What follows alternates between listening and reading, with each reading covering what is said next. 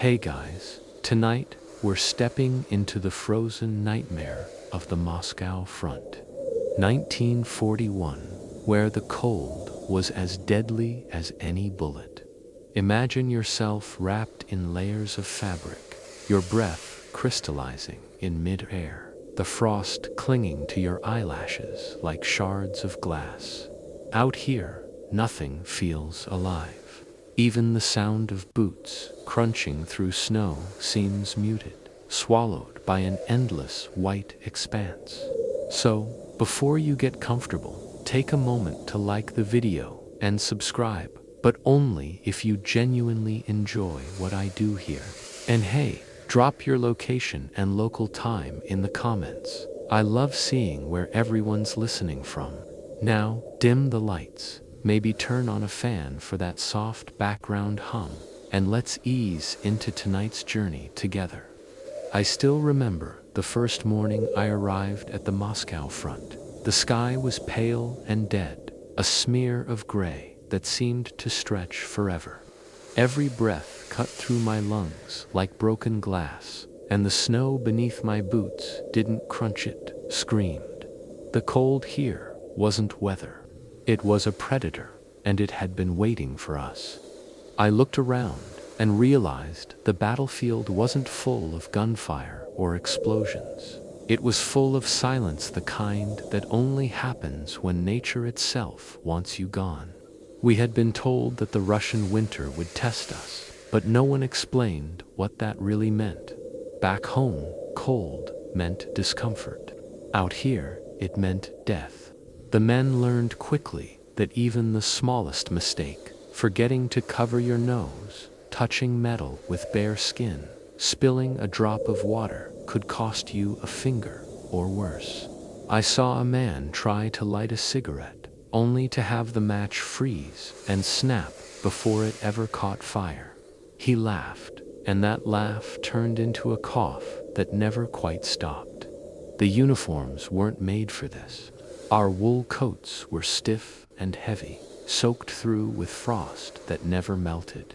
The boots froze solid overnight, and every morning we had to smash them against the ground just to force our feet inside. By noon, the frostbite had already begun to creep in. Some of us tied rags around our toes, others stuffed newspaper into the gaps. Anything to trap a little heat. The medics said frostbite worked in silence. It didn't scream, didn't bleed, it just took.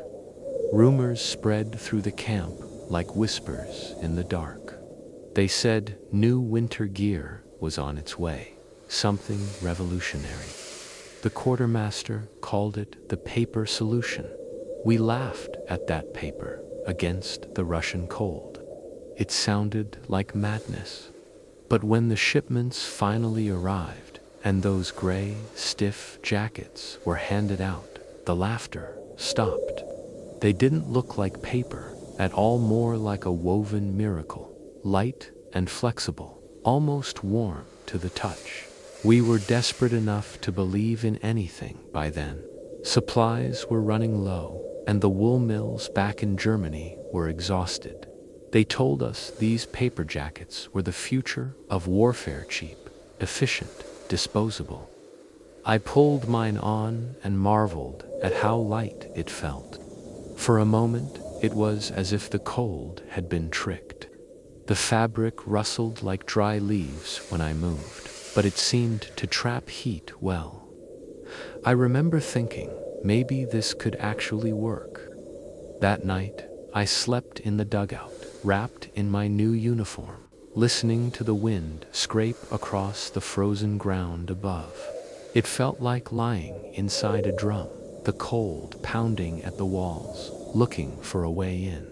When I woke, my breath had frozen to my collar, tiny white crystals clinging to the edges. I brushed them off and stepped outside. The jacket flexed with a dry crackle. It wasn't soft anymore, it was rigid, stiff, almost brittle. A few men joked that they felt like walking in armor made of cardboard. We didn't know it yet, but those jokes weren't far from the truth. Later that morning, we marched through a shallow snowstorm. The flakes stuck to the jacket's surface, melting just enough to seep through. Within minutes, the fabric began to change, growing heavier, darker, colder. The material clung to my skin like a second layer, and then it froze, not just cold, but hard. It was as though the jacket had decided to become ice itself. I tried to move, but every motion felt sluggish, the fabric pulling at my shoulders. Some of the men started ripping theirs off, tearing at the seams, cursing under their breath. But the damp paper stuck fast, fused to their sweat, their breath, their fear. When one man managed to peel his off, it took strips of skin with it. That was the first time I realized this wasn't a uniform, it was a death trap. The officers told us to endure. It's temporary, they said. The fabric needs to adjust to what dying. We pushed forward through the snow, the jackets stiffening until we could barely bend our arms. Every gust of wind felt like a knife scraping across the body.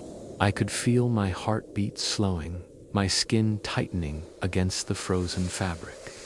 The paper wasn't protecting us anymore, it was imprisoning us. The worst part wasn't even the cold itself. It was the silence that came after it. Once your body grew numb, once your breath became shallow, and your hands stopped shaking, there was a strange peace. The pain faded, replaced by something worse: comfort. You start thinking, maybe it's not so bad. Maybe you can rest for just a moment. That's when men die out here. They don't scream, they don't struggle. They just close their eyes, and the snow covers them like it's tucking them in. I remember one man sitting down beside a broken supply sled, his jacket gleaming with a thin layer of frost. He looked calm, almost peaceful. When we tried to wake him later, his body shattered like glass when we moved him. That night, back in the camp, I couldn't sleep. I kept staring at the jacket hanging beside me, stiff as wood, glistening in the dim light. I thought about how something so harmless, so human-made, could turn on us so completely. We had built our own executioners, and we were wearing them with pride. The next morning, I didn't put it on. I just stared at it and waited for the cold to decide what to do with me next. It came from the supply trucks parked near the edge of the camp, where a group of soldiers huddled around crates marked with bold black letters. Something new had arrived. Rumors spread faster than the wind across the snow. The higher command had finally sent the miracle solution we'd been promised: uniform made from compressed paper, designed to keep us warm while cutting production costs. Cheap, efficient, innovative. That was the pitch. I stood in line like everyone else, breath hanging in the air like smoke. The officer handing them out looked half frozen himself, his voice cracking as he explained the scientific brilliance of the material. It was supposed to insulate like wool, he said, by trapping air between the fibers. It's lighter, easier to dry, and it can be replaced instantly, he added, as if that made us disposable, too. I reached into the crate and pulled out my jacket.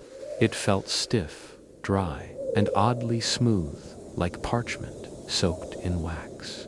When I lifted it to the light, the edges glimmered faintly, as if layered with something metallic. The first thing I noticed was the smell of faint chemical temps that reminded me of burnt glue. I rubbed the surface, and it crackled softly beneath my gloves. The inside lining was rough against my skin, but the weight almost nothing was a blessing. For a moment, I let myself believe it might actually work. Maybe, just maybe, we had found our salvation in something as simple as paper. When I slipped it on, the fabric whispered as it moved. It molded to my shoulders with surprising ease. The others looked around, exchanging nods and smirks, their faces half hidden beneath scarves. The jokes came quickly. Someone said we'd look like mailmen if we got caught in the rain. Someone else said he hoped the Soviets didn't bring fire instead of bullets. Even the officer cracked a smile. In that moment, the cold didn't feel as cruel. We had something new, something different, something to believe in. But beneath that brief spark of hope was something else, a quiet unease, the kind that hums in the back of your skull. I remember flexing my arms, hearing that faint crunch each time the fabric bent. It wasn't the sound of cloth, it was the sound of fragility pretending to be strength. Later that evening, we gathered near a small barrel fire, careful not to get too close. The officers had warned us to keep the new uniforms away from open flames. It's not that kind of paper, they insisted, but the way they said it made me think it absolutely was. The fire crackled, painting our faces in flickers of orange and gold, while our new uniforms reflected it with a dull, eerie sheen. Someone joked that if the fire didn't kill us, the jacket would. We all laughed again, but none of us looked each other in the eye. As the wind picked up, the temperature dropped sharply. I pulled the collar tight, pressing the edge of the jacket against my neck. The fabric was surprisingly good at trapping warmth at first. It formed a tight shell around me, holding the air still, preventing the chill from seeping through. My hands began to thaw just enough to feel human again. I remember thinking, maybe we had judged too soon. Maybe the engineers back home had pulled off the impossible. Hours later, as I stood guard near the edge of camp, snow began to fall, soft, gentle, almost beautiful. The flakes landed on my sleeves, melting instantly against the faint warmth of my body. At first, it was nothing, but then I felt the surface begin to sag just slightly. The fibers inside the jacket absorbed the moisture greedily, and with each minute, it grew heavier. I shifted my weight, brushed the snow off, and tried to ignore it. The silence of the night was hypnotic, the kind that made you forget your own breath. Then came the stiffness, a subtle tightening across the shoulders, a resistance in the elbows. I moved again and heard that same faint crackle, sharper this time. The paper had begun to change texture. I looked down and saw the faint shimmer of ice forming on the seams. It wasn't just wet, it was freezing from the inside out. The warmth trapped earlier had turned against me. I could feel condensation building beneath the layers, dampening the underclothes until they clung to my skin. The more I breathed, the more it froze. The next guard beside me whispered that he couldn't move his arm properly. He tried to laugh it off, but the sound was hollow. When I reached to help, my own sleeve felt rigid. The jacket had hardened completely, forming a shell so tight that I could barely flex my fingers. Panic crept in like frost along a window pane. We began to rub our arms, stomp our feet, anything to keep the blood moving, but the motion only made the ice spread faster. The irony was brutal. The very thing designed to preserve warmth had become a prison for it. Heat trapped inside, moisture sealed in, every exhale turning into another layer of frost. I tried peeling it off, but the inner lining had fused to my undershirt. It tore at the fabric, at my skin, leaving red marks that stung instantly in the cold air. I gave up and stood still, trembling. The snow continued to fall, soft and relentless. Somewhere in the distance, the officer's voice carried over the wind, telling us to endure, that the material just needed to adjust to the environment. But I could already feel my body doing the same thing, adjusting to stillness, to cold, to surrender. There was no warmth left, only the illusion of it. That night, the wind roared like an animal outside the tents. Inside, the jackets hung by the fire, steaming faintly as they dried. They looked ghostly in the dim, light gray silhouettes of men who weren't coming back. I stared at mine for a long time before I lay down. Every time I closed my eyes, I heard that faint, papery crackle echoing in my head. I didn't know it yet, but that sound, the sound of rustling paper, was going to haunt me for the rest of my life. The morning sun didn't rise so much as it struggled to exist, bleeding faintly through a haze of mist and smoke. Everything shimmered with frost, the trees, the trucks, even the rifles, stacked in rows like monuments to futility. I woke inside my tent to the sound of fabric cracking. My jacket, hung overnight near the entrance, had stiffened into a pale, frozen shell. I stared at it for a long moment before pulling it on. The texture felt strange, rigid, yet soft in places, as if the fibers themselves had rearranged overnight. When I flexed my elbows, the material made a faint crunching sound, like walking on thin ice. Outside, men shuffled through the snow, each wrapped in that same grayish paper coat. From a distance, we looked less like soldiers and more like ghosts, hollow shapes drifting across a landscape of white ash. The uniform gave us a uniform silence. There was no clinking of metal buttons or swish of fabric, just the brittle whisper of paper brushing paper.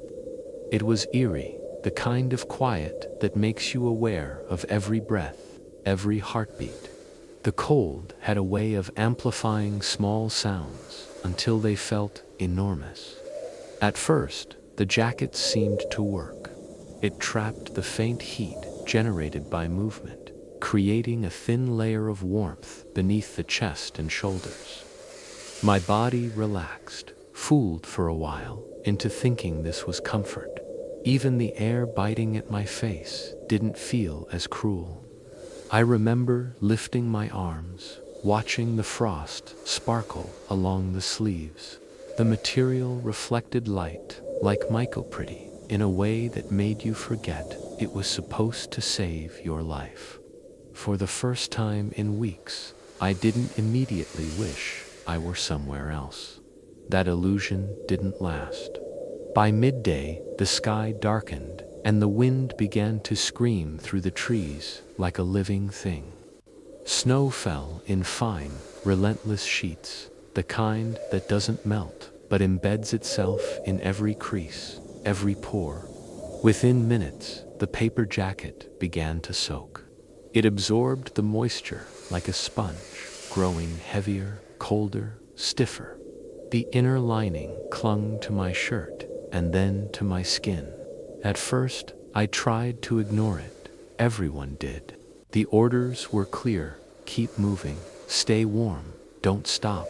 The cold is a hunter, and it catches the still. But after a while, moving became its own kind of torture. Each step sent cracks through the jacket's surface, splitting the frozen fabric into thin seams that rubbed raw against the skin. The moisture trapped inside turned to ice, forming little sheets beneath the armpits, at the shoulders, along the spine. My breath fogged the collar until the edges froze into tiny spikes. When I exhaled, I could hear them breaking. Every sound, every movement became sharper, like the world had turned into glass. The men around me began to change. Jokes disappeared. So did voices. The paper uniforms rustled less and groaned more. A few soldiers tried tearing theirs open, desperate to free their arms, but the fabric refused to yield. It had hardened like armor, except armor was meant to protect. This was something else, something cruel. A private ahead of me stumbled and fell. When he tried to push himself up, his sleeves split along the elbows, exposing skin so pale it looked blue. The medic rushed over, but his hands trembled too much to help. The man's jacket shattered in flakes as they lifted him, scattering across the snow like ashes. I remember thinking how quiet he looked, still frozen, almost peaceful. Then I realized his eyes were open. We moved on, because that's what soldiers do. The wind didn't care about our orders, though. It howled and sliced through us with surgical precision, exploiting every weakness in the jacket's design. The paper stuck to our bodies, sealing in the cold, until it was part of us. It was no longer something we wore. It was something that consumed. I could feel my heartbeat slowing, my legs heavy and dull, like they belonged to someone else. The worst part was the sound, the constant, faint crackling of the jacket against my body, like an endless whisper reminding me I was running out of warmth. That night, the campfire felt different. No one dared get too close, afraid the heat would ignite the fibers. We huddled in a circle, stiff figures wrapped in silence. Steam rose faintly from our bodies, not from sweat, but from the thin layer of frost evaporating off the fabric. Someone muttered that we looked like statues carved from the same miserable material that would bury us. No one disagreed. When I finally crawled into my tent, I tried to take the jacket off, but it clung to my undershirt like wet bark. The fabric tore away in strips, leaving my skin red and raw. I lay there shivering, my mind trying to justify it. Maybe the designers hadn't known. Maybe this was just bad luck. But deep down, I felt something colder than frost settling in. They had known. Someone had tested this before us. Someone had seen what it did.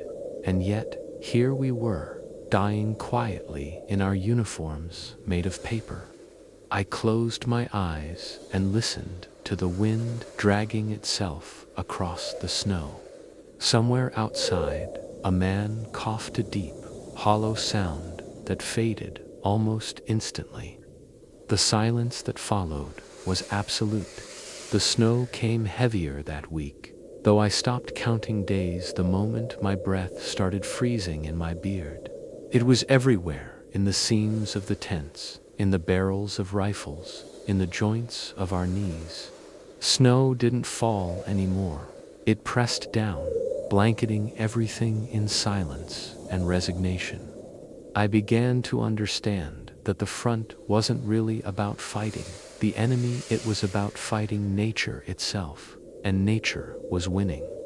That morning, I woke to find my jacket stiff as stone. I had left it beside the cot, but overnight it had absorbed the moisture from the air and frozen solid. I tried to bend it in half, and it cracked down the spine like old parchment.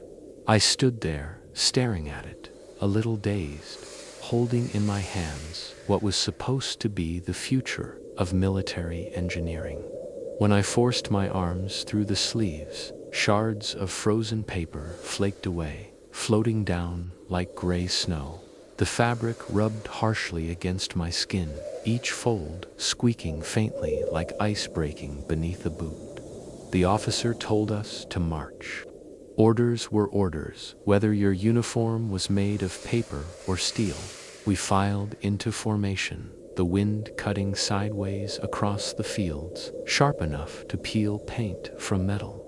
My breath came out in bursts, instantly crystallizing in the air. Every inhale scraped through my throat, turning the inside of my lungs into tiny frozen chambers. The jacket clung to my chest, each exhale dampening the inner lining. I could feel it soaking slowly through, a cold wetness creeping in like a parasite. At first, I tried to ignore it. You get used to discomfort here. You learn to accept pain as part of the uniform. But the dampness began to turn solid.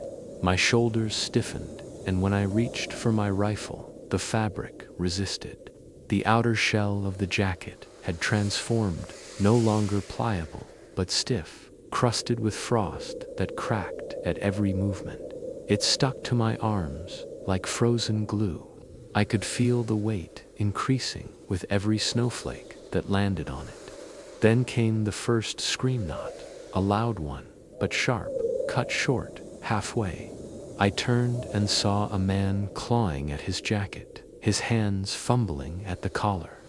He ripped open the top seam, and a puff of frozen air escaped, carrying with it the faint, sour smell of skin that had been trapped too long against wet fabric.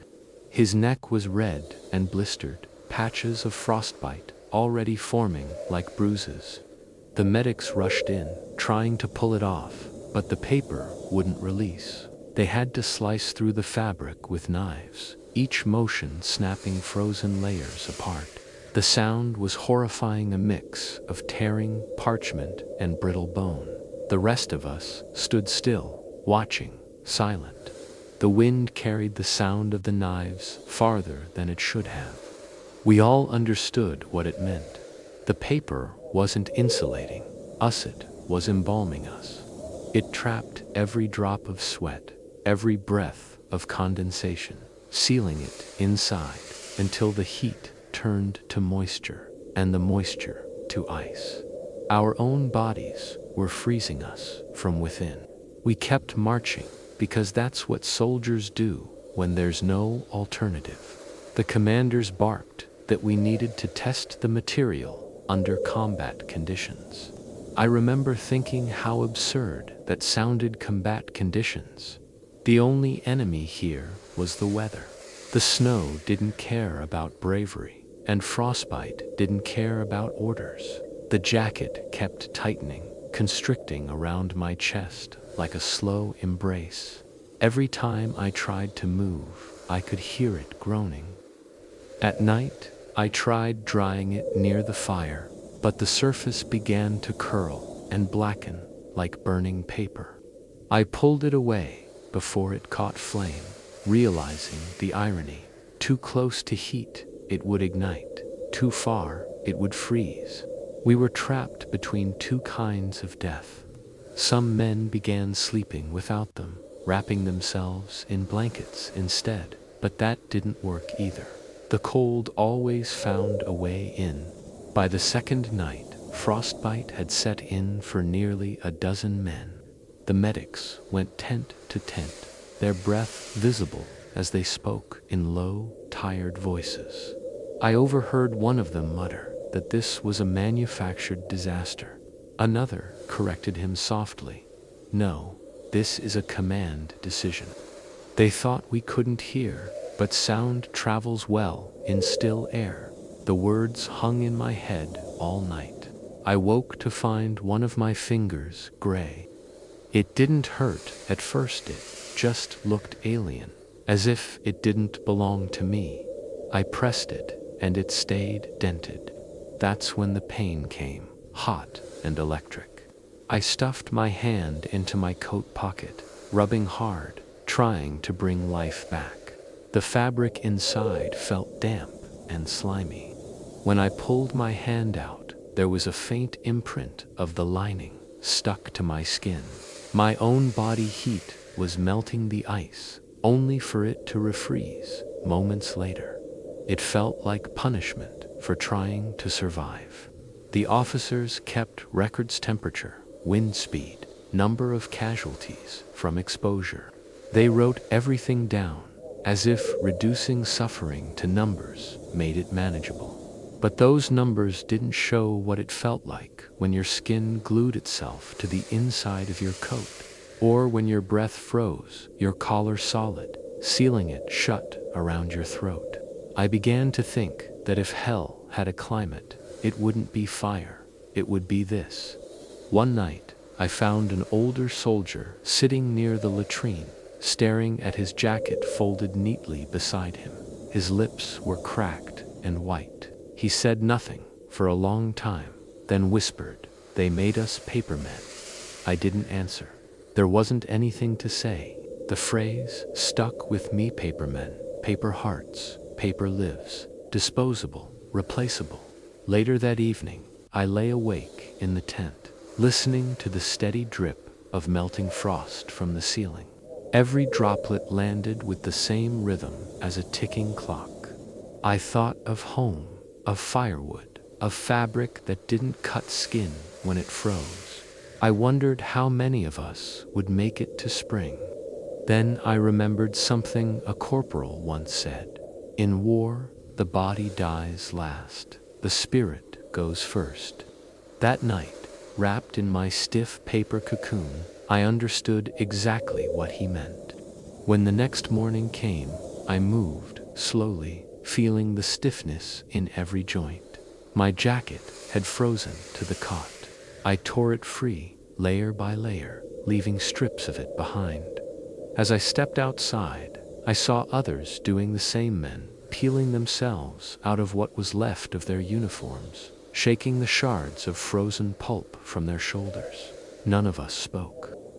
We just moved through the pale light, brittle silhouettes cracking in the cold. Each breath, another act of defiance against the jacket that refused to keep us alive.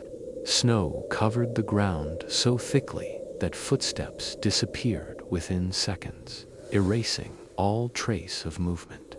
I trudged forward through a colorless world that felt like a graveyard of sound and motion. Air sliced through the cracks in my scarf, biting into my neck, sharp enough to make me wince. Every breath hurt, but breathing less hurt more. Frost gathered on my eyelashes until the world turned into a blur of white shapes and black shadows. Somewhere behind me, boots creaked, rifles clanked, and men coughed into the void, all of us bound together by the quiet rhythm of exhaustion. The jacket had stopped feeling like clothing. It clung like skin that wasn't mine, a cold layer that pulsed when I moved. Moisture trapped inside had frozen into thin plates of ice, scraping against me with each step. Every motion created friction, and every friction created pain. When I lifted my arm to wipe my face, the sleeve refused to bend, cracking near the elbow like brittle bark. A faint tearing sound followed, then the sting of cold air on raw flesh. I looked down and saw a red patch spreading beneath the frost, a reminder that the jacket wasn't just killing warmth, it was devouring it. Around me, others moved stiffly, their faces expressionless, their eyes glazed. The sound of paper brushing paper filled the air, a rustling choir of men turning into statues. No one spoke. We all understood that language didn't help anymore. I noticed one soldier ahead, dragging his rifle behind him, the barrel cutting a thin groove in the snow. His fingers were swollen, bluish-gray, and shaped like someone else's hands, unresponsive, alien. He didn't seem to notice. When he tripped, the sound of his body hitting the ice was strangely soft, as though the snow had been waiting to receive him. Medics passed among us with small tins of salve, spreading it across blackened fingertips and cracked cheeks. Their own hands trembled too much to be gentle. Some whispered jokes, pretending it didn't matter, but the silence that followed each laugh told a different story. Frostbite doesn't announce itself. It arrives quietly, like fatigue or regret. It starts with numbness, then tingling, then nothing at all. Pain is mercy, because pain means blood is still moving. When it stops, so does everything else. I tried to keep my fingers moving, rubbing them together inside the pockets of that damned jacket. The friction made a soft squeak, like paper folding. I couldn't feel the warmth returning, but I kept going anyway. Movement was a promise to stay alive. My knuckles burned, my skin cracked, but I refused to stop. The man beside me didn't do the same. He stood still, shoulders hunched, staring at his hands. I called to him, but my voice came out as a hoarse whisper. He didn't respond. Snow gathered on his shoulders and stayed there, perfectly still. When the march ended, we gathered near a row of makeshift stoves, small metal barrels filled with glowing embers. No open fires, too risky for the flammable material we wore. Men stood in a tight circle, arms raised toward the faint warmth, faces red and wet with melting frost. Steam rose from the jackets, thick and foul-smelling, filling the air with the stench of burning glue and sweat. The heat softened the outer layers for a moment, but inside, the moisture only deepened. It was a cruel trick. The surface thawed while the core froze harder. I remember touching my chest and feeling something pulse underneath, a strange combination of heartbeat and cracking ice. It made me shiver, not from cold, but from the absurdity of it. We had built a uniform that fought against the body wearing it. Whoever designed this must have thought of soldiers as machines, not flesh. Paper doesn't care about nerves or fear. It only reacts to the weather. We were caught between invention and indifference. That night, sleep became impossible. I lay half awake, half frozen, listening to the wind hiss through the holes in the tent. My fingers throbbed with a dull rhythm, each beat heavier than the last. The smell of damp paper hung thick around me, mixed with the faint sweetness of blood. I tried to peel off the jacket, but the inner lining had fused to my undershirt. When I pulled harder, skin came with its thin, translucent strips that burned in the air. I pressed my hand against the wound and felt no warmth, only the sting of air finding its way in. Across the tent, someone began sobbing quietly. It wasn't the kind of cry that asked for help. It was a broken exhale, the sound of someone remembering what warmth used to feel like. No one moved to comfort him. We were all trapped in our own silence, waiting for the night to end, unsure if morning would mean survival or another frozen march. Somewhere beyond the tents, the wind carried faint echoes, metal shifting, snow collapsing, something alive or pretending to be. The cold, distorted sound until everything became both near and far, familiar and alien. I thought I heard voices whispering, but when I listened closer, it was only the jacket moving against my skin. That constant rustle had turned into a language of its own, one that spoke of fragility and fear. At dawn, I stood up slowly, the fabric stiffening again as the temperature dropped. My hands no longer obeyed commands. They looked like tools abandoned in frost, fingers curved inward like claws. I flexed them, but the movement was mechanical, forced.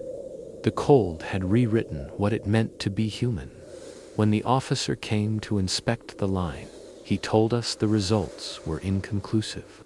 His voice didn't waver, even as he looked at the frost-bitten faces in front of him. Inconclusive meant we'd keep testing.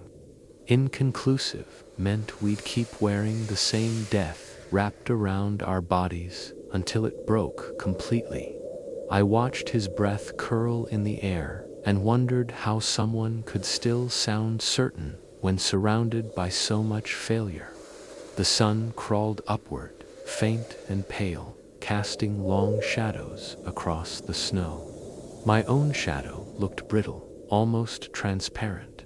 I lifted my arm, and the jacket made that familiar, dry sound again, a whisper that followed me everywhere.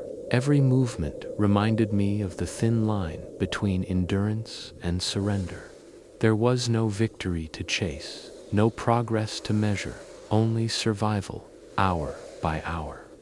Standing there, encased in frozen fabric, I realized that cold didn't kill quickly, it negotiated. It asked for pieces, a fingertip, an ear, a patch of skin. And each time you gave a little more, thinking it might be enough, but it never was. The horizon shimmered with a dull blue glow, the kind that tricked tired eyes into thinking dawn had arrived, even when the sun refused to rise. I moved among the tents, the paper jacket rasping against itself, its surface hardened into something that resembled bark more than fabric. Every motion reminded me that this thing I wore wasn't meant for people, it was meant for numbers, data, reports. We weren't soldiers anymore. We were experiments wrapped in statistics. They called us logistics auxiliaries. That was the official term. The truth was simpler and crueler. We were test subjects. The army had run out of proper winter gear, so we became a living trial for the next miracle of wartime invention. Some of us were from supply units, others from construction teams. Men pulled from the rear lines and handed paper like it was salvation. None of us volunteered, not really. Orders didn't require belief. They only required obedience. Each morning we lined up in front of the quartermaster's tent to record the results. Our names were called one by one, followed by temperatures, pulse counts, degrees of frostbite. The man taking notes never looked up. His pencil moved with the indifference of someone tallying costs. When he reached my turn, he tapped the page and asked how many fingers I could still feel. I said, most. He wrote down adequate response, as if that was proof the jacket worked. Later, I overheard the officers talking. They said the data was promising. Under controlled conditions, survivability has improved, one of them remarked. The phrase echoed in my head. Controlled conditions, what a beautiful lie. Out here, there was nothing controlled about the cold. The frost didn't care about design philosophy. It crept into every fold, every seam, every man's will. The others began to show signs early. The dampness that once made the jacket soft now turned it rigid and sharp, slicing at the skin with every movement. I saw one soldier try to peel his collar away, only to tear off a strip of flesh. He didn't scream. He just stared at the blood like it was something foreign. The medic dabbed it with alcohol, wrapped it loosely, and told him to keep moving to maintain circulation. That phrase became our anthem, keep moving. Not for glory, not for the fatherland, but to keep what little life remained in our bodies from freezing solid. In the evenings, we huddled near the stoves, passing around tins of coffee so thin it looked like dirty water. Steam rose from the rims, swirling through the stale air of the bunker. Every exhale hung above us like ghosts, reluctant to leave. Someone joked that we should send the inventor of these jackets to the front and see if he survived a night in them. Nobody laughed. The silence that followed felt heavier than the cold. I once asked one of the medics if the command knew what was happening to us. He looked up, eyes rimmed red from lack of sleep, and said softly, "They know. They just want proof." "Proof of what?" I asked. "Proof that people can survive the impossible," he replied. He didn't sound angry. He sounded tired of treating frostbite, tired of cutting away blackened skin, tired of pretending any of it meant progress. That night, a storm rolled in. Wind howled through the camp like a living thing, bending the poles of the tents, rattling the sheet metal walls. Snow seeped through every opening, coating the floor in a fine white film. I could hear the paper fibers in my jacket crackle as they hardened. the sound almost like whispering voices. For a moment, I thought they were calling my name. I pressed my back against the cot, curling into myself, and tried to remember warmth as something more than a memory. When morning came, 4 men were missing from roll call. The officer's expression didn't change. He simply marked the list, muttered something about losses during testing, and moved on. Their bodies were found hours later, half buried near the fence line, faces turned skyward as if searching for light. Their jackets had fused to them completely, each man encased in a sheath of ice and paper that shimmered faintly in the dim sun. I didn't recognize their faces. The cold had taken those, too. Later that day, one of the engineers arrived from headquarters. He wore a thick wool coat, fur-lined gloves, and a confident smile. He walked through the ranks, inspecting us like livestock, jotting down notes as if we were nothing but moving parts. "You see," he told the officer beside him, "the problem isn't the material, it's improper usage. They're sweating too much, creating internal condensation. If we improve breathability, efficiency will rise." I stood there, listening, wondering how someone could say efficiency while staring at men who could no longer close their hands. That night, I couldn't bring myself to take off the jacket. My skin had already fused 2 parts of the lining, and tearing it free would only make things worse. I sat on the edge of the cot, staring at the thin film of frost spreading across my knees, and realized something terrifying. The jacket wasn't just trapping heat or moisture, it was trapping me. Every breath, every heartbeat echoed inside its shell like a sound bouncing off a coffin's lid. I thought of home then, though I could barely remember the warmth of it. I imagined my mother's hands near the stove, her voice telling me to dry my clothes before going out into the cold. I had laughed at her once for worrying too much. Now, I would have given anything to feel her slap my hand away from the flames again. Memory is cruel, that wit returns only when there's nothing left to feel. Outside, the wind eased for a moment, leaving behind a silence so thick I could hear my pulse in my ears. The paper fibers brushed softly against each other with each breath, a fragile, rhythmic rustle. It was almost soothing, almost. I closed my eyes and listened, pretending it was rain against a window instead of death pressing closer. By the next inspection, none of us dared to look at the officer anymore. We stood in line, hollow and obedient, papermen waiting for the next experiment to begin. Frostbite doesn't strike like a bullet, it creeps, whispering through the layers of skin, patient and invisible. At first, I mistook it for numbness. My fingers had gone quiet, like they'd forgotten their purpose. But numbness soon turned to pain, a strange burning under the flesh that felt both fiery and frozen at once. Each heartbeat pulsed against the jacket's stiff surface, and the ice within it pushed back, as if the fabric itself wanted to consume what warmth I had left. When I looked down, my hands didn't seem like my own anymore. The skin had turned pale, the knuckles cracked, the nails blue. Moving them sent lightning through my arms. A soldier beside me, his face waxy and colorless, tried to warm his hands under his armpits, but his paper sleeves tore open in long, jagged strips. Beneath them, his undershirt was soaked, frozen stiff against his chest. He muttered something about feeling the fire inside the cold, then laughed, short, hollow, delirious. Frostbite had begun to play its cruel tricks. We learned to recognize its signs before the medics could.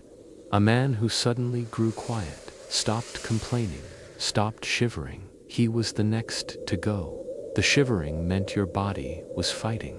When it stopped, so did the fight. We'd seen it enough to know the rhythm of death by freezing, tremble, slow down, go still, fall asleep. The officers kept saying the new gear would be adjusted soon, that new shipments would arrive. But those words were just air, carried off by the wind before they reached our ears. One evening, I watched a medic unlace a boot from a soldier's foot. The fabric peeled away like bark from rotten wood, revealing skin turned gray and hard as stone. He worked quickly, but even his hands had gone stiff. He wrapped the foot in bandages, but the bandages froze within minutes. "He'll lose it," someone said. The medic didn't answer. He just looked at the paper jacket clinging to the man's torso, shaking his head. "We're testing suicide," he muttered, almost to himself. By now, the smell in the barracks was impossible to ignore. A mix of wet cellulose, antiseptic, and decay. The air felt heavy with it. Men coughed from the fumes that rose off the jackets when they thawed near the stoves. Each time the ice melted, the paper softened, releasing a damp chemical stench that filled the lungs. It clung to us like guilt. I found myself thinking that maybe the cold wasn't the worst enemy. Here maybe it was the arrogance that thought paper could replace humanity. We still had to march. Orders came down, demanding reconnaissance through the forests east of the front. Trees loomed tall, their branches bowing beneath snow so thick it looked sculpted. I trudged through drifts that reached my knees, my jacket frozen solid again, each breath slicing through my throat. The sound of movement was almost musical, an orchestra of cracking, crunching, wheezing, the rhythm of the condemned. Halfway through the march, a soldier stumbled and didn't rise. His comrades reached to help, but the ice had glued his knees together, pinning him to the ground. When they pulled, his sleeves tore from the shoulder. The jacket held fast to his back like a second spine. I saw the medics arrive, saw them pry at the fabric with knives warmed by the fire from a lantern. The sound it made, wet, sharp tearing, was one I knew would stay with me forever. Beneath the paper, his skin came off with it, pale and frozen to the lining. Someone whispered a prayer, someone else cursed the jacket out loud. Neither seemed to make any difference. That night, I couldn't stop shivering. The tent was crowded, and every breath turned the air inside into a cloud of frost. I pressed my hands under my arms, feeling the dull ache of frostbitten fingers. They looked worse under the lamplights, swollen black around the edges. I tried rubbing them, but it was like pressing wood against wood. The pain made me nauseous, dizzy. I thought of cutting off the sleeves to free my arms, but the knife had frozen to its sheath. I don't remember falling asleep, but I woke to shouting. One of the men had gone mad from the pain, clawing at his jacket with bleeding hands. He ripped it apart in chunks, scattering damp paper across the floor. When they tried to restrain him, he kept screaming the same thing. "It's eating me." His voice cracked and fell silent, only when exhaustion won. In the morning, they carried him out on a stretcher. The officers didn't ask questions. They just added another number to their reports. After that, silence ruled again. Frostbite had become part of our vocabulary, like hunger or fear. We didn't talk about it anymore. We just waited for the next finger to go numb, the next patch of skin to lose color. The body became a checklist of what could still move and what couldn't. Some men tried wrapping rags over the jacket to block the cold, but it only trapped more moisture. Others lined their sleeves with straw from the stables, pretending it helped. Desperation made everything seem like hope for a while. One evening, as I sat near a dying fire, I pressed my hand against my chest. Beneath the hard layers of paper and ice, my heartbeat felt faint but steady. The rhythm comforted me. It meant something was still alive inside this shell. But I couldn't help imagining the jacket closing tighter, sealing that last bit of life away.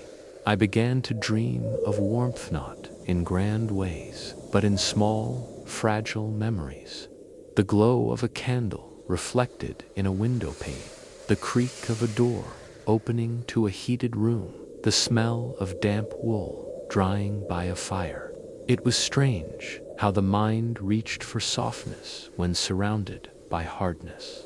I wondered if, someday, the people who invented these jackets would feel the same cold we did. Somehow, I doubted they ever would. When I closed my eyes that night, frost formed over my lashes again. I didn't brush it away. The world looked softer through it, almost peaceful. I remember thinking how beautiful snow could be if it didn't want you dead.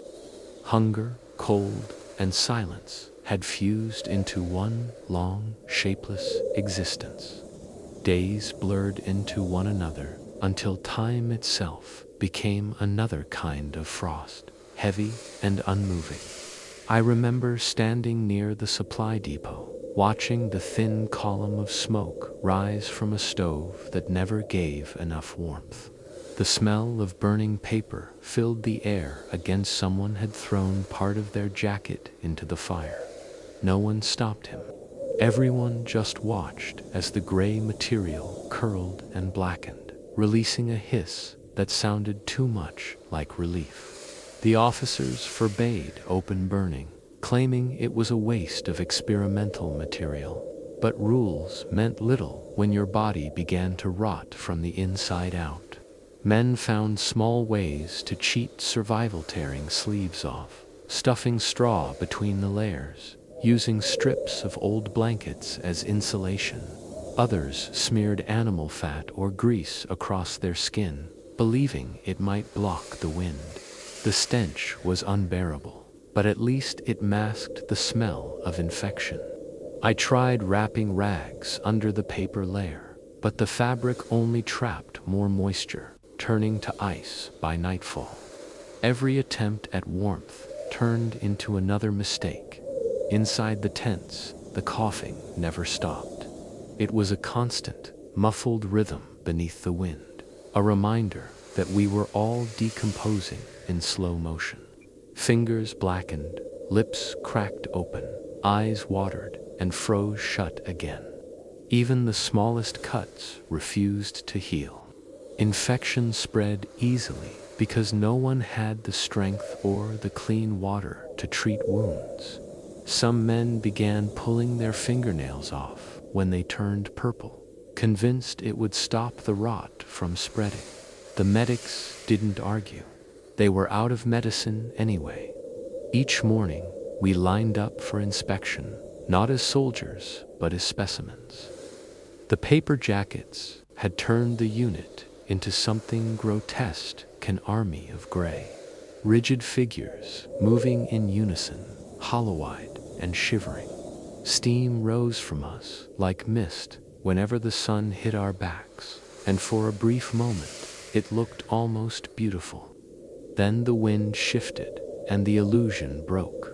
I could see the damage on every face, the flaking skin, the lips too swollen to form words. The human body was not designed to live inside paper.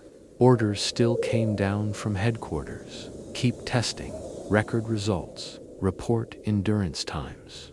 The officer in charge began carrying a clipboard wherever he went, jotting down notes as though he were observing a weather experiment. He called the worst of us control variables. The phrase made me laugh, quietly and bitterly. Control was a word that no longer meant anything out here. Food rations had grown smaller, and the hunger amplified the cold. I started eating snow, even though we'd been told not to. It numbed the throat for a while, easing the pain of breathing frozen air. My stomach cramped soon after, but at least I couldn't feel my tongue anymore. Someone tried boiling the paper scraps from his torn jacket into a kind of soup. The mixture turned gray and bitter, with a glue-like texture that stuck to the spoon. He forced himself to swallow 3 mouthfuls before vomiting it back out. The next morning, he didn't wake. Desperation grew teeth in that place. One night, I caught a man sneaking into the supply tent, trying to trade a handful of frozen potatoes for a wool coat. The quartermaster refused, shouting that the coat was classified equipment. The man lunged for it anyway. They struggled in the dark, their breath coming out in pale bursts, and by the time it was over, both were bleeding from torn paper sleeves and frostbitten hands. The coat ended up ripped to shreds. No one spoke about it afterward, but the story spread fast, whispered like a superstition. Trade your life for warmth, and you'll lose both. The worst part was the sound the paper made when men began to die in it. The body stiffens as it freezes, and the jacket stiffens too. So when someone collapses, it doesn't crumple, it cracks. The noise echoes in the still air, brittle and final, like the breaking of thin glass. That sound haunted me. Sometimes, when I closed my eyes, I could hear it again, repeating in my dreams. Crack, silence, snow. I tried keeping my hands moving, rubbing them together, clenching and unclenching. The pain was unbearable, but it meant I was still alive. I looked around at the others and saw them doing the same, all of us performing the same ritual, fighting death, one gesture at a time. Some wrapped rags around their faces until only their eyes were visible. Others stopped talking entirely, as if conserving breath might buy more hours of life. A medic came by with a small tin of ointment and told me to spread it over the sores on my neck. The salve had frozen solid. He scraped a bit off with a knife and handed it to me, muttering, "Pretend it helps." His gloves were soaked, fingers swollen twice their size. When I asked how long he thought this would last, he said, "Until they prove we can't last."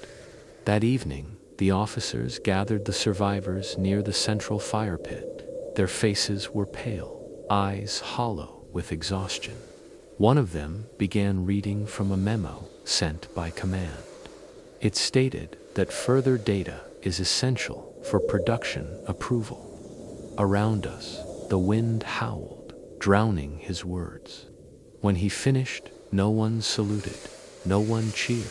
We just stood there, papermen listening to paper orders. Later, I found myself staring into the embers of the fire.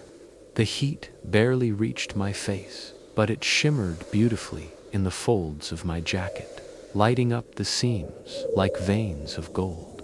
For a brief moment, it looked alive, as though the paper itself wanted to remember what warmth felt like. I held my hand near the flame until the fibers began to smoke, then pulled away. I wanted to see it burn, but I couldn't bring myself to do it. The jacket was the only thing between me and the cold, even if it was killing me slowly. Sleep refused to come. The wind pressed against the tent, whispering through the cracks, dragging snow across the floor. My hands trembled uncontrollably, and I pressed them under my arms, feeling the dull pulse of my slowing blood. Every breath was shallow now, every movement a negotiation with pain. In that moment, I realized the jacket had done something remarkable. It had made dying feel ordinary. I closed my eyes and thought about how strange it was that humanity could build machines that flew through the sky, but still believed paper could keep flesh from freezing. Frost clung to every surface like a living thing, creeping over rifles, helmets, and the walls of the barracks. The snow outside never melted anymore. It only piled higher, swallowing the past day's footprints until even memory disappeared. The officers still called it a temporary setback, but everyone knew it wasn't temporary. The paper jackets had done their work, brilliant in theory, fatal in practice. I remember watching a man pull off his gloves and stare at his hands in disbelief. The fingers were blackened at the tips, cracked like burnt wood. He pressed them against his chest, trying to hide them, as if shame could warm what life refused to touch. The medic told him he was lucky he could still move his thumbs. Lucky. The word had lost meaning here. Around the camp, the air smelled faintly of vinegar and smoke from the chemical lamps we used to thaw water. Every tent was a sick room, filled with the quiet sounds of frostbitten men trying to bargain with their own flesh. Some still believed warmth would return if they just stayed still long enough. Others had stopped believing in anything at all. The true horror wasn't sudden, it unfolded slowly, like paper tearing fiber by fiber. One by one, the men began to lose parts of themselves. A toe here, a finger there. Faces turned gray, noses cracked, ears fell away in sleep. No screams, no drama, just quiet disintegration. The jacket clung to them like a parasite, refusing to let go even when the skin beneath began to die. When the medics peeled one away, it came off with a sound like wet parchment tearing from a book too old to save. The higher-ups kept writing reports. They called it exposure data. Columns filled with words like moderate damage, partial necrosis, severe tissue loss. The language of precision made it all seem neat, clinical. I often wondered if they'd ever see the reality behind those terms, the color of dying skin, the smell of rot beneath the paper. I doubted it. For them, the war existed in ledgers and ink, not flesh and frost. Some soldiers began to go mad quietly. A man sitting across from me one night kept whispering to himself that his coat was breathing. He swore he could feel it pulse with every heartbeat, tightening when he tried to rest. I didn't tell him he was right. We all felt it. When you wear your own coffin long enough, it begins to feel alive. One evening, I helped the medics carry a body out to the edge of camp. The jacket was still on him, frozen solid, shimmering faintly under the moonlight. It looked beautiful in a way that made me sick fragile, almost holy, as if tragedy could be purified by cold. We left him standing upright, buried waist deep in snow, because the ground was too hard to dig. When we returned to the tents, no one spoke. Silence had become the only language left to us. I started to notice the quiet changes, the way men began to move slower, the way laughter vanished completely. Jokes about paper armor stopped once it was clear the joke was on us. Each new sunrise revealed fewer faces. The commanders told us reinforcements were coming with improved materials, but none ever arrived. Maybe they'd realized we were already lost and didn't bother sending more. Desperation became routine. Men huddled near the stove for minutes longer than allowed, burning the edges of their sleeves just to feel something that resembled warmth. The smell of singed paper mixed with the stink of sweat and decay, until it all became one indistinguishable scent, fear made physical. I caught myself staring into the flames one night, wondering what it would feel like to throw the jacket in and let it burn completely. But fear of exposure kept me still. It was better to suffer slowly than die quickly.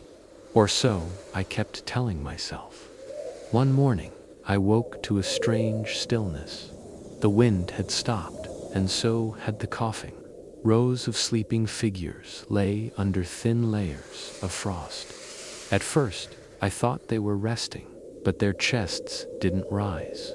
The cold had chosen its share. Some froze, sitting upright, heads bowed as if in prayer. Others still clutched their rifles. Their jackets gleamed in the dim light paper tunes for papermen. The officers didn't hold a ceremony. They just ordered the bodies moved to a shallow trench near the ridge. No words, no markers. The jackets made the corpses too stiff to stack properly, so we had to break the joints, bending them into place like broken dolls. The sound haunted me for weeks. There's a violence in practicality that no one ever talks about. Afterward, the commander read a message aloud from headquarters. It spoke of unfortunate losses during testing and commended our courageous endurance. Not a single name was mentioned, just numbers, just efficiency. I stood there listening, my hands trembling, not from cold, but from the realization that we weren't men to them anymore. We were consumables, like the paper they'd wrapped us in. We were meant to serve a purpose, then burn away without a trace. That night, I took off my jacket for the first time in days. It didn't want to let go. The inner lining tore at my shoulders, ripping thin pieces of skin as I pulled it free. I left it on the ground and watched it stiffen again, curling inward like it missed me. For a moment, I almost pitied it. Then I kicked it into the snow. The stars above Moscow were bright that night, sharp as shards of ice. I wondered if anyone back home was looking at the same sky, thinking about us. Probably not. Paper burns quickly, and so do memories of those who wore it. Still, as I stood there under that frozen heaven, I felt something grief, yes, but also clarity. Desperation had driven men to create this thing, and desperation had killed the ones forced to wear it. We thought the jacket would shield us from the cold. Instead, it taught us a crueler lesson. There is no armor against human folly. Snow drifted quietly over the camp that morning, soft and indifferent, burying the bodies. We hadn't yet had the strength to move. No one spoke about them anymore. We just stepped around the mounds, pretending they were part of the landscape. The living and the dead shared the same silence. The jacket hung heavy on my shoulders, stiff as armor, whispering every time I moved. I couldn't tell if I was wearing it or if it was wearing me. Orders still required us to keep it on. The command insisted that proper usage prevents complications.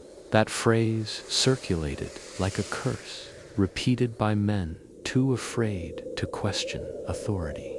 The real choice wasn't between obedience and rebellion, it was between two ways of dying. If you kept the jacket on, the cold crept inward until your blood turned sluggish and your body betrayed you. If you took it off, the air stripped your skin within minutes. No one survived either option for long. I wrestled with that choice every time I felt my heartbeat slow beneath the paper shell. My hands were covered in sores that no longer healed. I rubbed them together, listening to the sound of my own decayed dry rasp of skin against frozen pulp. Somewhere inside, a part of me still believed that maybe, just maybe, the material could be improved. Another part wanted to rip it apart and feed it to the fire. There was no courage left in what we did, only instinct. One man, desperate to escape, ran into the snow without his jacket, screaming that he'd rather freeze on his own terms. He made it 20 meters before collapsing. We found him later, his body rigid, his face calm. The paper jacket lay beside him, half buried, as if the wind had dragged it there to reclaim its host. That sight haunted me. It was the purest form of defiance I had ever seen, and the most pointless. I envied him a little. At least he'd made a choice. Inside the mess tent, conversation had become impossible. Lips split when we spoke, and words froze mid-air, hanging like breathless ghosts. Men sat with hands tucked into their armpits, shoulders hunched, staring at nothing. The soup was mostly melted snow and barley, but it steamed, and for a few minutes that was enough. I stirred mine with a spoon that had fused to its handle. Across the table, a medic muttered that they'd started amputating by the dozen. "To save what can't be saved," he said, voice flat. That night, I couldn't close my eyes. Sleep felt dangerous. Too many had fallen asleep and not woken. I sat near the faint glow of a lantern, watching the paper of my sleeve shimmer faintly in the light. The fibers had started to separate, curling at the edges like burned leaves. I thought about tearing it off entirely, but I didn't. Fear isn't always loud. Sometimes it's quiet and logical, whispering that maybe this pain still means life. Every few hours, someone screamed in the distance, a short, sharp sound that broke the monotony like a gunshot. Each time it happened, we froze, waiting to hear if there'd be another. There never was, just one scream, one silence. I began to measure time by them. As the days dragged on, the moral weight of what we were doing, what we were wearing, grew heavier than the cold itself. It wasn't just the failure of the jacket, it was the failure of belief. We were told that duty meant survival, that following orders kept the machine running. But the machine didn't bleed, and it didn't freeze. We did, and somewhere, someone was recording our suffering as useful data. I started writing short notes in the margins of a discarded report sheet. Not letters, just fragments of thought, half-formed sentences, things I didn't want to vanish when I did. We were told to endure, one-line read, but endurance without purpose is just slow death. I tucked the paper into my boot, though part of me knew no one would ever find it. One evening, the commander gathered what was left of the company and spoke to us outside the tent. His voice trembled, not from emotion, but from exhaustion. He said the experiment had met its conclusion. That meant the test was over, but the jackets weren't being replaced. The supplies had run out. We were to maintain current gear until further notice. He didn't have to say it. We all knew further notice never came in a place like this. After he left, we stood there for a long time. No one moved. Snow fell gently between us, coating the paper uniforms, until we blended into the landscape figures of gray within gray. In that stillness, I felt something inside me crack, the way ice breaks under its own weight. I went back to my tent and sat with the lantern burning low. My reflection flickered faintly on the metal surface of my mess tin. The face staring back didn't look like mine anymore. Frostbite had taken the color, hunger had taken the shape, and the jacket had taken everything else. I tried to remember my voice, the way it sounded when I still had something to say, but even that memory had gone quiet. That's when I realized the real enemy wasn't the cold, or the paper, or even the men who'd sent us here. It was the moment you stopped believing there was a difference between surviving and dying. I'd crossed that line somewhere without noticing. Now, I was just waiting for the body to catch up. Outside, the wind rose again, carrying with it a sound that almost resembled laughter, thin, brittle, inhuman. I listened until I couldn't tell whether it came from the storm or from us. A strange quiet settled over the camp when the order finally came through. No speeches, no apologies, no talk of heroism, just a curt message delivered through chapped lips. The project is discontinued. The words hung in the air like frost, delicate and cruel. We stood there, motionless, the paper jackets creaking faintly as the wind moved through them, and for a long moment, no one dared to believe it was real. Discontinued meant finished, but it didn't mean saved. I felt the relief first, a fleeting warmth deep in the chest.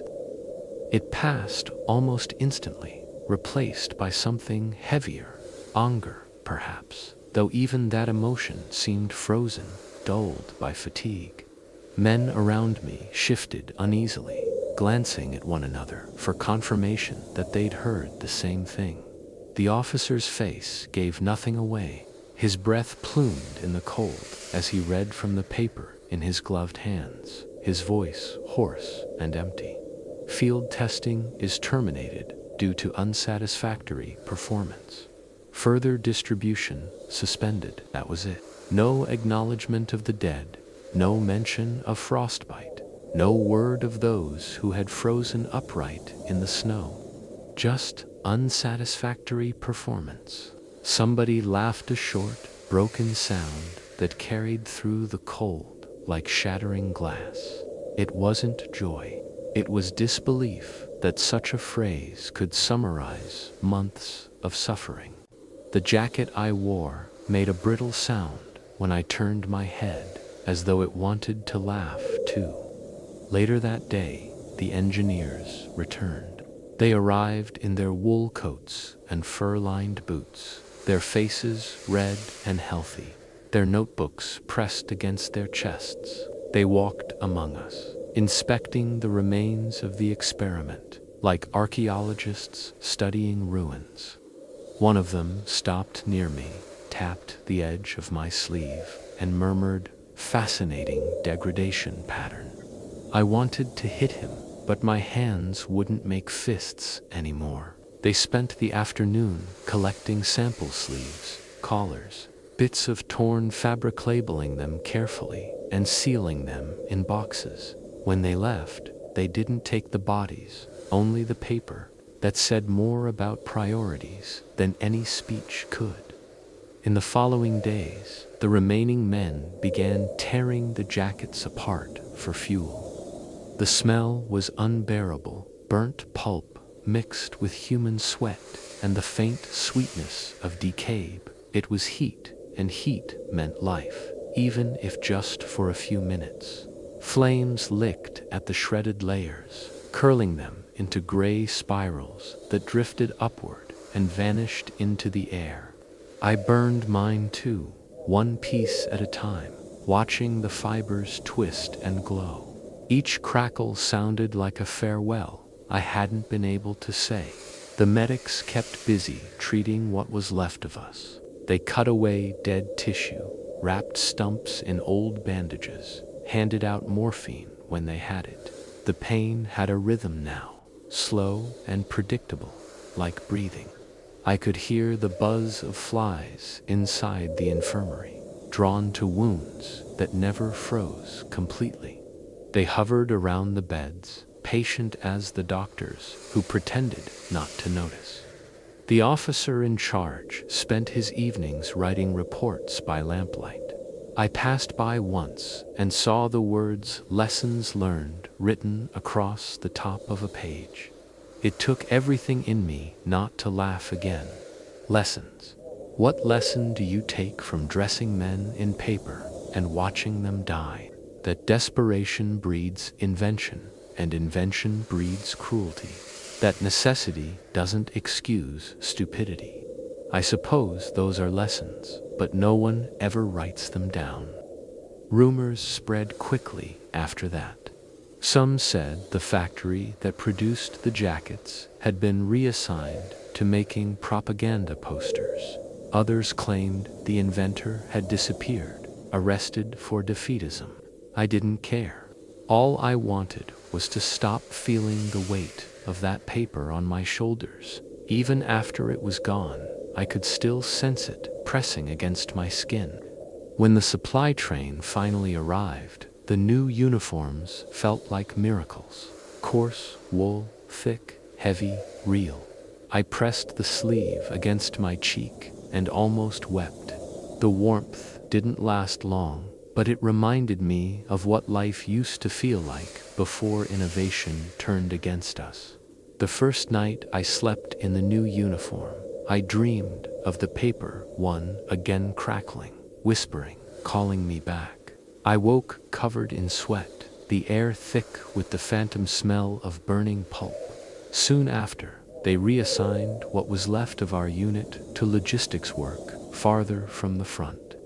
The order came with no mention of our losses. We were just redeployed. I looked around at the survivors' gaunt faces, missing fingers, eyes that had forgotten how to look forward. None of us resembled soldiers anymore. We were remnants, patched together by circumstance, carrying the cold with us like a disease. As the train moved away from the camp, I stared through the frost-covered window and saw the smoke still rising from the fires behind us. Maybe someone else was burning another jacket. Maybe it was mine. I didn't care. What mattered was that I was leaving that place, though part of me knew it would never leave me. Every time I shifted in my seat, I could hear a faint rustle from what remained of the paper liner in my pack. I thought about throwing it out, but I didn't. Maybe I needed the reminder something to prove that what we endured wasn't just another story buried under snow. The jacket was gone, but it had done its job perfectly. It had turned us into numbers, and numbers never melt. I leaned my head against the cold glass, eyes closing to the rhythm of the train. Somewhere far behind, the camp was already vanishing under another snowfall. The paper would disintegrate soon enough, but the cold would last forever. Rumor spreads faster than warmth in a frozen camp. By the time the supply train disappeared beyond the tree line, talk of the man who had created the paper uniform had already reached us half myth, half curse. Some said he was a scientist from Dresden, an idealist who dreamed of revolutionizing wartime production. Others swore he'd been a bureaucrat who saw soldiers as columns in an equation, not human beings. The stories changed with each retelling, but the ending was always the same. The man who designed the jacket lived somewhere warm. I used to imagine him sitting by a fire, papers spread out across a clean desk, sketching new versions of the same idea. Maybe he truly believed he was helping. Maybe he thought that if he could just find the right mix of fiber and glue, the paper would save lives instead of taking them. War does strange things to good intentions. It turns invention into desperation, and desperation into cruelty. The irony was unbearable. I couldn't hate him completely. Part of me understood the impulse. He had been asked to solve an impossible problem, make something from nothing, protect thousands of men with resources that no longer existed. It wasn't malice, it was blind obedience. The same obedience that had kept me from tearing my own jacket to shreds months ago. We were both trapped in different ways, but history doesn't forgive when left to learn. He said, because someone has to remember. I didn't ask if he meant the living or the dead. Sleep no longer brought rest, it brought ghosts. I dreamed of hands that couldn't hold anything, of sleeves crackling in the wind, of men frozen mid-laughter. Each time I woke, my body ached as if I'd been back there, encased in paper again. The memory wasn't sharp like pen, it was dull and heavy, like the weight of snow pressed pressing down on a roof until it collapses. One night, while cleaning a mess tin near the fire, I caught sight of my reflection. The face staring back at me didn't belong to anyone I knew. The cheeks had sunk in, the eyes ringed with frostbite scars that never truly faded. The skin had the faint, papery sheen of something that had been burned and refrozen too many times. I looked older than I felt, older than the war itself. Some men tried to laugh again. They told stories about life before Moscow beer, music, women, sunlight, but the laughter never reached their eyes. The jokes sounded like eulogies. We all knew what we'd left behind, and worse, what we'd become. Survival wasn't heroism anymore. It was simply endurance, a contest between body and willpower, with no prize waiting at the end. Letters from home stopped arriving. The postal routes were frozen or overrun, and our unit wasn't exactly listed as active combat. We existed somewhere between recognition and erasure. Officially, we were alive. In reality, we were ghosts in uniform, too valuable to mourn, too broken to use. The officers didn't look at us anymore. Orders came by courier, faceless and precise. When spring began to threaten the horizon, the snow turned soft and gray, pulling the smell of rot out from beneath the ground. That was when we started to see what winter had truly done. The thaw revealed what the frost had hidden: trenches filled with the remnants of our brothers, their paper uniforms, half-buried edges, curled like the pages of a burned book. They were still sitting upright in places, heads bowed, hands folded neatly. It looked peaceful, almost reverent, until you realized their eyes were gone. We buried them again, this time under wet soil instead of snow. No one marked the graves. We didn't have markers, and we didn't have names. The jackets had erased those long before death did. One soldier whispered that maybe the paper was meant to absorb our stories, that each fiber carried a bit of who we were. I wanted to believe him. It was better than admitting we'd disappeared for nothing. My own scars itched constantly as the weather warmed. I could feel where the frost had bitten through the nerves, tiny reminders that my body no longer fully belonged to me. The medics said I'd recover movement, but not sensation. "You'll get used to it," one told me. He meant it kindly, but the words landed wrong. You shouldn't have to get used to absence. At dusk, when the wind calmed, I sometimes sat outside and listened. The snow melt trickled down the trenches, carrying bits of the past with it: metal buttons, fragments of paper, things too fragile to hold their shape. The sound of the running water reminded me of voices, quiet and collective, like the men who once whispered in the cold before their throats froze shut. I tried to write about it, once on real paper this time. The irony didn't escape me. My hands trembled too much to keep the lines straight, and the words looked smaller than they felt. I stopped after a few sentences. There are some things ink can't carry. The memories live best in silence, in the spaces between what you can say and what you refuse to. Some nights, the officers still inspected us, pretending the war hadn't already eaten our souls. They'd walk past the rows of men, eyes sliding over our bandages, our missing fingers, our blank expressions. None of us saluted anymore. There was nothing left to honor. In the distance, artillery rumbled like an approaching storm. The front was moving again, but I knew I'd never return to it. I was no longer a soldier in any way that mattered. I was a fragment, what was left when paper, flesh, and duty burned together. When I finally slept that night, the dreams didn't come.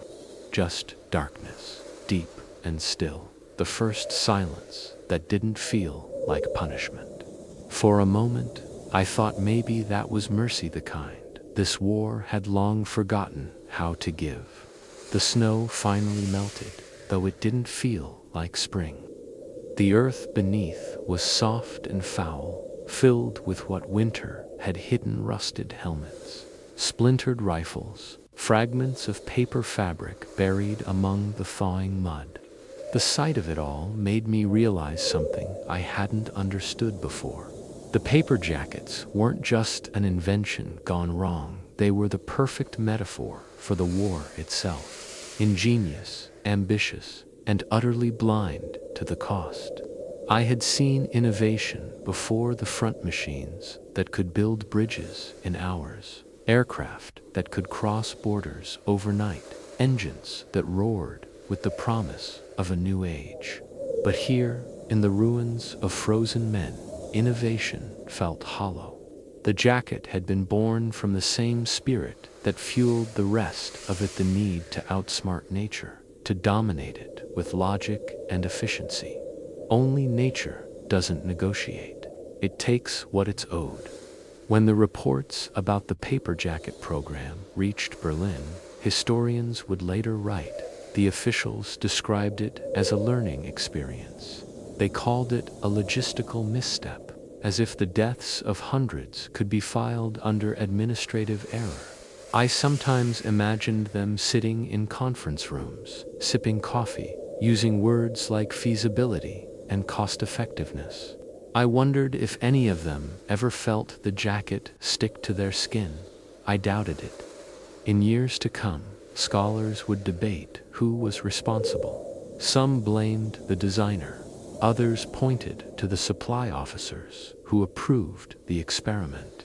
A few even argued that the soldiers exaggerated, that our accounts were colored by emotion. But what emotion could possibly exaggerate the truth of frostbite? What imagination could improve on the horror of skin freezing to its own protection? Historians may argue about accountability, but the evidence had already decomposed in the snow. I remember one evening when a young reporter came to interview survivors. He asked polite questions, pen scratching quietly across his notepad, his face pale under the lantern light. "Would you say the jacket was a failure?" he asked me. I didn't know how to answer. Failure implied there had been a chance of success. I told him it worked exactly as intended, kept us from feeling. He didn't write that down. Maybe it didn't fit the story he wanted to tell. Time softens everything except truth. Decades later, people would read about the Moscow campaign and see maps, statistics, casualty numbers. They'd see words like attrition and winter logistics. They'd never smell the damp rot of paper glued to flesh. They'd never hear the sound it made when torn away. History remembers the visible victories.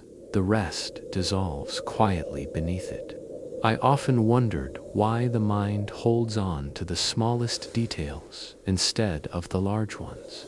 I no longer remember the faces of everyone I lost, but I remember the sound of one man's breath freezing mid-laugh. I remember the pattern of frost forming along the seam of my sleeve. I remember the taste of melted snow mixed with ash. Those fragments tell the truth better than any report ever could. Years later, when I read about the war in books, the paper jacket was barely a footnote, 3 lines in a paragraph about experimental materials. There were no names, no testimonies, just an acknowledgement that some designs proved ineffective in severe conditions. Ineffective. That word carried the weight of everything we endured. It was the same tone men use when a machine breaks, when an idea fails to deliver. But we weren't machines. We were proof of what happens when invention forgets empathy. It took me a long time to stop feeling anger toward the men who ordered the experiment.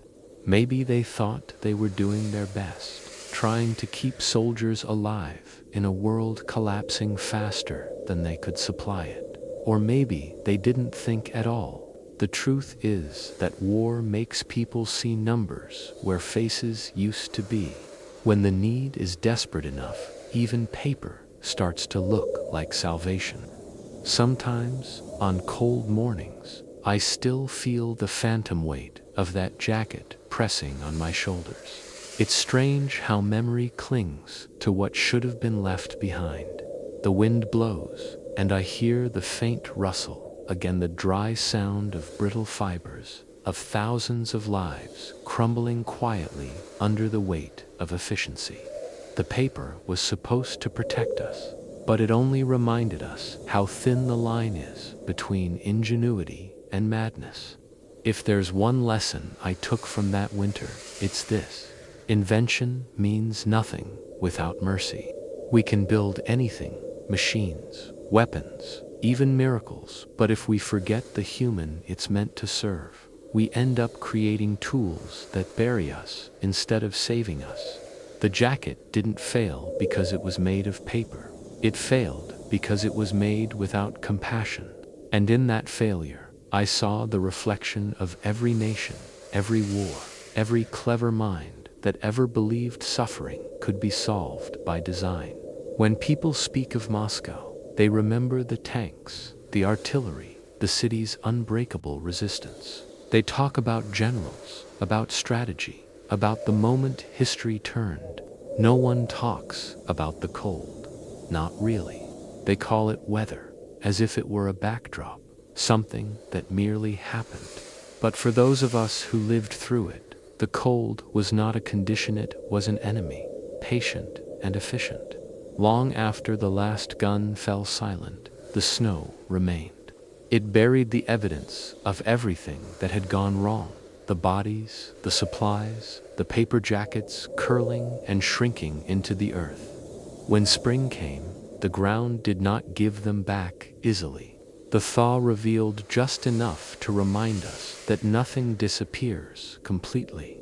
The frost preserved more than flesh, it preserved failure. The war moved on without us. We were left behind in the records, as footnotes, as logistical casualties. The living carried frostbite scars, missing fingers, hollow eyes. The dead were reclassified as weather losses. It was strange how language softened the cruelty. Weather losses sounded like misfortune, not neglect. It sounded as if the cold itself had chosen its victims, not the people who sent us into it. Sometimes, officers from other units passed through our camp on their way west. They looked at us with pity, or worse, indifference. To them, we were a rumor, an inconvenience, something best forgotten. No one wanted to see the consequences of the jacket, the shriveled hands, the blistered skin, the smell of rot beneath layers of bandage. It didn't fit the story the army wanted to tell. Heroism has no room for mistakes made of paper. At night, when the wind rose again, it carried with it faint echoes from the forest, the crack of branches, the low groan of ice shifting on the river. Sometimes I thought it was the sound of the jackets themselves, rustling in the dark, reminding the world that they were still here. The forest had swallowed the men, but it had also kept their memory alive in its own way. Every creak in the frozen trees sounded like a name being spoken and forgotten at the same time. I often wondered how history would remember this, or if it would remember at all. In every army, there are stories that don't make it past the censors, pen stories that don't serve victory, that don't fit into parades or textbooks. We were one of those stories. The cold had erased us long before time could. The men who died in paper jackets didn't have graves, medals, or memorials. They became part of the soil fragments of fiber and bone blending into the land they never conquered. Years later, when I returned as part of a recovery detail, I found the remnants of our old camp. The ground was uneven, the outlines of the trenches barely visible beneath the moss. Here and there, the earth still gave up scraps of the past: buttons, dog tags, a torn piece of paper fused to leather. I picked it up carefully, and for a moment, I thought I saw writing, maybe a label, maybe a sentence, but the words were gone. The paper had absorbed the soil, and the soil had taken everything else. I sat there for a long time, staring at that small piece of gray, and realized how thin the distance was between life and disappearance. The world had moved on, but that patch of ground still remembered. It remembered through silence, through the way the air hung heavy with something unsaid. The forest didn't care about politics or borders. It cared only about what was buried in it. The men who froze beside me never became symbols. Their suffering didn't inspire new uniforms or better factories. The army learned nothing that wasn't already obvious: that you cannot cheat nature with shortcuts. But learning is not the same as remembering. History is full of lessons nobody bothers to learn twice. Sometimes I close my eyes and imagine their faces again, not as corpses in the snow, but as men laughing around a stove, their breath turning to mist, their fingers thawing in the brief glow of firelight.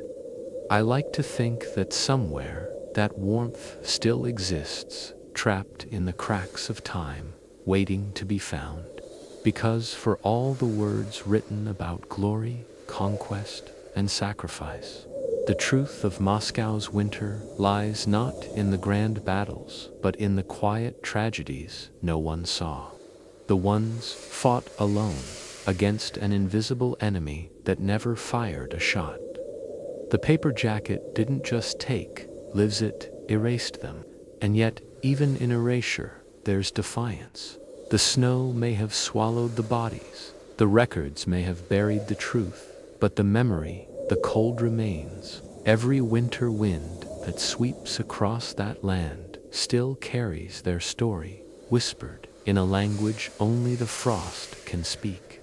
When the order finally arrived to replace the remaining paper uniforms, no one celebrated. We had waited too long for salvation to trust it anymore. The new shipments came in wooden crates, marked with faded stencils: wool, surplus stock, issued for cold operations. The soldiers unloading them worked slowly, not from fatigue, but from disbelief. Real fabric, real warmth. It felt almost indecent, like handling something sacred after months of blasphemy. I was among the last to receive one. The quartermaster's hands shook as he handed it to me, not from cold, but from shame. He didn't meet my eyes. "Take it," he said quietly, "and don't ask where it came from." I didn't. The moment I slipped the wool coat over my shoulders, I felt the difference: heavy, dense, alive. The fibers held the air differently, breathing with me instead of against me.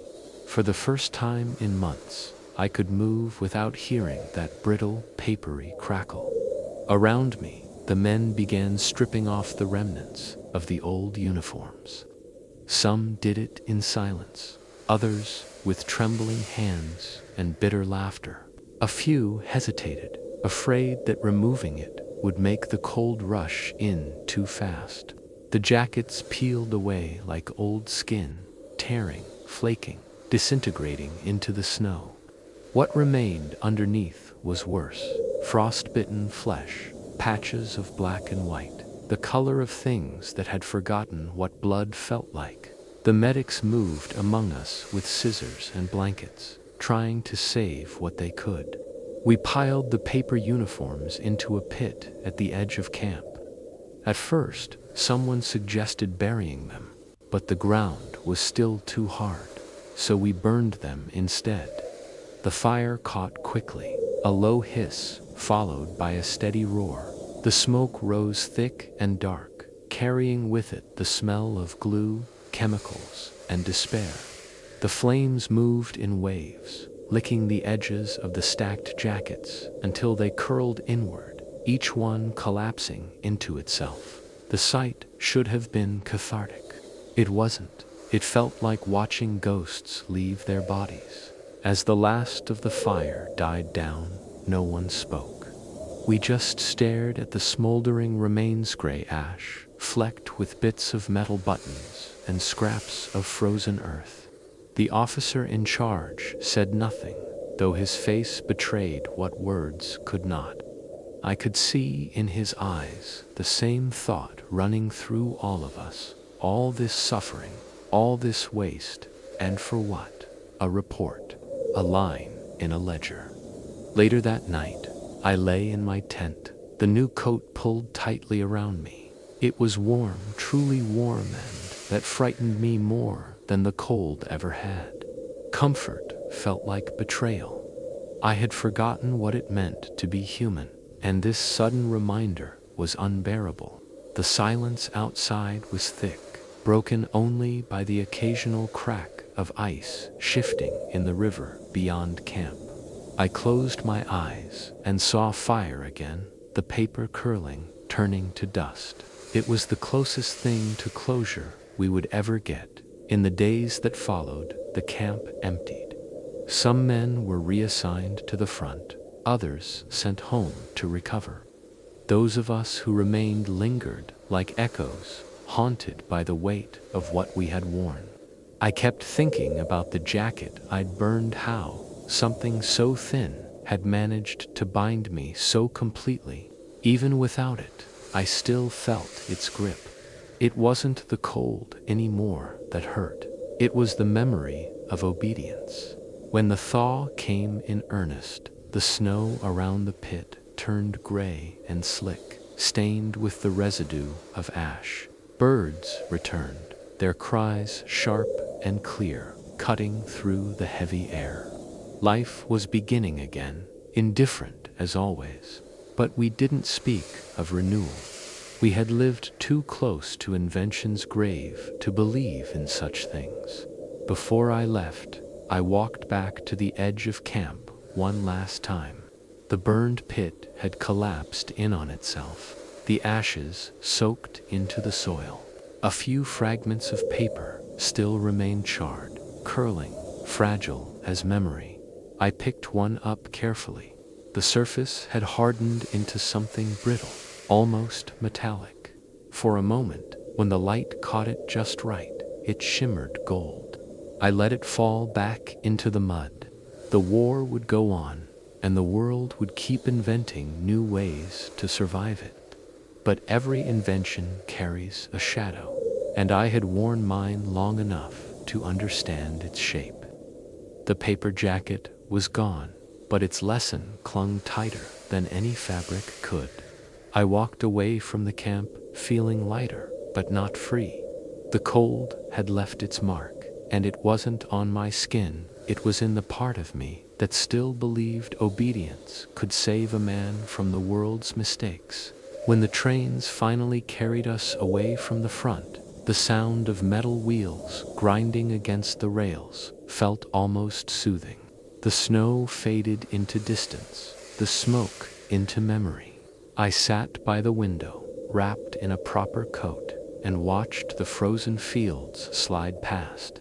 Somewhere under that endless white, the remnants of our experiment still slept, the ashes of the jackets, the bones of the men, the lesson no one wanted to learn. Time has a way of sanding down the edges of pain, but some shapes never disappear. Even now, years later, I can still feel the weight of that paper on my shoulders, light as death and twice as cruel. It's strange how something so thin could leave such a heavy mark. People call it the paper jacket tragedy now, as if giving it a name somehow redeems it, turns it into something historical, something clean. But there's nothing clean about frostbite. There's nothing clean about dying in silence for an idea that should never have left a desk. I've read the reports since, the official ones, the public ones, the ones rewritten for history's comfort. They say the experiment demonstrated the limits of resource adaptation. Elegant phrasing, the kind that makes horror sound like progress. They don't mention the screams, the frozen lips, or the way the paper clung to skin like it had fallen in love with our suffering. They write about it like it was science, not sacrifice. What they never understood was that the jacket did work, just not in the way they intended. It proved how far desperation can drive men to forget compassion. It showed that in war, every innovation has two sides, one that promises salvation and another that quietly measures the cost. For us, the cost was flesh, bone, and memory. For them, it was just another number on a chart. Sometimes, when I speak to students or historians, they ask me if I hate the people who made it. I tell them no. Hate is too simple. The truth is more complicated. The inventor, the officers, even the bureaucrats, they were victims too of a system that demanded miracles from starving men. War has a way of turning ingenuity into cruelty. It rewards solutions faster than it questions them. And when those solutions fail, it buries the evidence under snow. What I remember most vividly isn't the cold, it's the silence that followed it, the way it settled into us, deep and permanent, like the paper itself had dissolved into our blood. That silence became the real legacy of the jacket, a silence of guilt, of resignation, of history choosing what to forget. Years later, when I walk through museums, I sometimes see exhibits about wartime innovation displays of uniforms, rations, weapons, inventions that changed the course of the conflict. None of them mention paper. None of them mention us. But sometimes, when I pass a glass case and see the way light hits an old document, I catch that faint shimmer, again the ghost of a fiber, the echo of what we wore. And I know that even if history forgets, memory never does. If there's any comfort left to draw from that winter, it's this: the human body may fail, but the lesson endures. The jacket taught me that progress without empathy is just another weapon, and that survival without meaning is another kind of death. We learned the hardest way that the cold outside is nothing compared to the cold that grows inside those who stop seeing others as human. Now, when the wind turns sharp in winter, I find myself standing still, letting it cut through my coat just for a moment. I do it to remember, to remind myself that warmth is a privilege, not a certainty. The world keeps inventing, keeps improving, keeps forgetting, but the wind remembers. And so do I. So, if you've stayed with me this long, take a deep breath. The story's heavy, I know. It's not one of glory or heroism. It's about the thin line between ingenuity and desperation, and how even the smartest ideas can turn deadly when empathy is left out of the equation. Maybe, as you listen, you can almost feel the cold pressing against your skin, the faint rustle of paper in the dark. Let it sit with you for a moment. Let it remind you that behind every invention, every clever solution, there are hands, hearts, and lives that bear its weight. The paper jacket was never about warmth, it was about what happens when survival becomes an experiment. Tonight, as you drift off to sleep, remember those men who froze not from lack of courage, but from misplaced trust. Remember that progress is only worth it when it protects the living. And if you ever find yourself facing the kind of cold that seeps into the soul, whether it's from winter or war or the indifference of the world, keep one thing close. Compassion is the only warmth that doesn't fade. So pull your blanket a little tighter, let the quiet hum of the night settle in your chest, and rest easy. The paper's gone now. The cold has passed. What remains is memory, and memory, unlike paper, doesn't burn.